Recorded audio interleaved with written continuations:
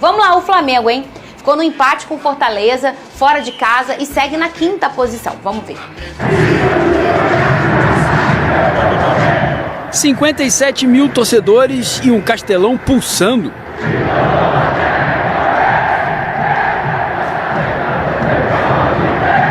Nada mais justo para um encontro de dois times que brigam pelo título do Brasileirão. Fortaleza veio para essa partida com 64 pontos e o Flamengo com 62. Posse de bola e pressão do Flamengo no início. Transição rápida e perigo do Fortaleza. Hércules arrancou. Que jogada do Hércules! E de fundo bateu pra fora! Bruno Henrique respondeu com uma cabeçada na trave. Cruzamento, Bruno Henrique sozinho! Na trave! Antes mesmo da bola rolar, já havia preocupação com a arbitragem. Quando Moisés caiu na área, a preocupação virou protesto. Daronco não deu nada.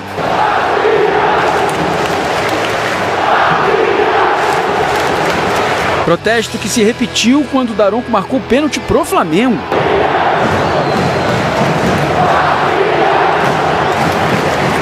Aí foi lá no VAR, olhar o lance e voltou atrás.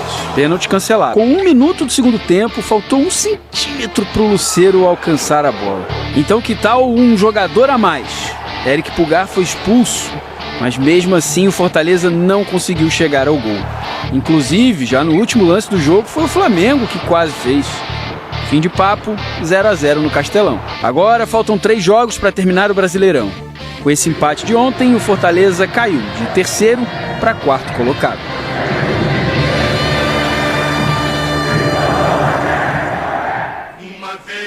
Vene Casagrande, foi mais um jogo aí com algumas questões de arbitragem. Eu não falando de um lado para o outro, estou falando do Daronco, né? Foi mais um jogo, eu não sei vocês, mas às vezes eu fico um pouco estressada com a arbitragem dele. Eu não sei se você ficou também ontem. Bom, você sabe, porque ontem quando eu vi que o Daronco queria apitar esse jogo do Flamengo, eu lamentei bastante. E eu lamentei porque eu não tenho algo pessoal com o Daronco, nada disso. Mas se a gente for parar e analisar 2024, todos os jogos que o Daronco apitou tem polêmica. E ontem a gente pôde ver um Felipe Luiz que nem é de fazer isso, mas o Felipe Luiz, quando ele foi questionado sobre a arbitragem, ele criticou e muito o Daronco, falando que o Daronco marcou muita ameaça de falta. De fato é isso, porque ele picota muito o jogo, e eu acho que ele picota porque ele não tem físico, ele não consegue acompanhar. Não estou falando que ele está acima do peso, nada disso, mas ele não consegue acompanhar as jogadas, e é por isso que ele picota. E antes de falar do jogo, eu preciso falar da falta de educação desse árbitro chamado Daronco, porque antes da bola rolar, ele foi xingado por um torcedor que estava lá na Arena Castelão. Normal, o torcedor faz isso. Xingado não, o torcedor perguntou na base da ironia, e aí, vai roubar hoje?